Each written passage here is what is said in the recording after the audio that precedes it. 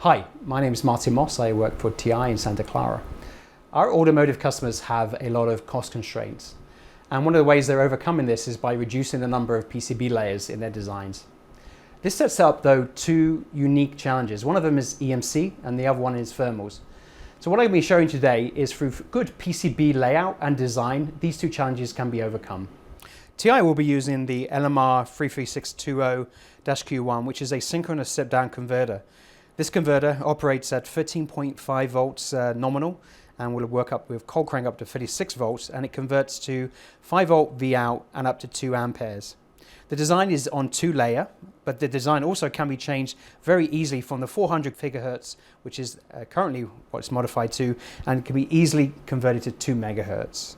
So let me show you the specific 2-layer design. So in the middle here we have the LMR 33620, and on either side we have the input capacitors here and here. Here is the inductor used in this design. It's electrolytic used on the output, and then this is a resistor for the load. This is the top side of the PCB, and on the back side we have the EMC populated. This picture shows the top layer of the PCB. The hexagonal shape is designed to spread heat from the VM pins of the regulator. It provides a very large surface area for the heat to dissipate into the air.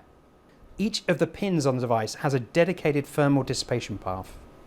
These two pictures showed a much more zoomed in view of the top layer. The left image shows a fanned out thermal vias. This also shows a very large uninterrupted plane on the power ground. The right image shows the inductor shielded by vias. This will help to reduce common mode noise seen in the EMI test at the end. These two images show the top side and the bottom side of the PCB. The left image shows the V-out path. Pay close attention to the placement of the components, and the feedback path is on the bottom layer. The right side shows the bottom layer, and the feedback trace is around the edge of the board, far from the switch node. This reduces the noise coupling. It also prevents a cut in the power ground plane, preventing heat from spreading and dissipating around the board. The LMR 33620 pinout helps as well with EMC. The hot rod package removes the parasitic effects of bond wires, also the resistive losses. The device also has symmetrical current loop cancellation from 2 very high frequency CN capacitors, which helps to reduce the EMI. The most sensitive pins are placed on the package as far as possible from the switch node. This minimizes coupling noise. So with good package consideration and PCB layout, you can help the reduction of EMC. The device itself is very small and does not have a thermal DAP. However, with good layout, you can spread the heat well. And this IC will show you only an increase of 23 centigrade at full output load of 2 amps. The right image shows the lead frame of the IC itself. The red dots are the pillars connecting from pad to the board.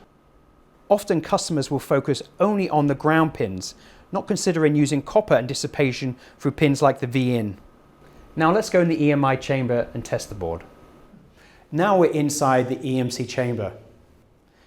The 2-layer PCB design is connected to the 2 listens here and here. The distance from the board to the listens references the CISPA 25 Class 5 standard. Now let's see the results. So on the spectrum analyzer, we can see the CISPA 25 Class 5 limits and also the readings from the PCB itself. The distance between the limit and the average reading is over 11 dB microvolts. This is quite considerable considering that it's on a 2-layer board and without a common mode choke. So you can see with good PCB layout and design, these results are easily attainable. For more information, go to ti.com. Thank you for watching.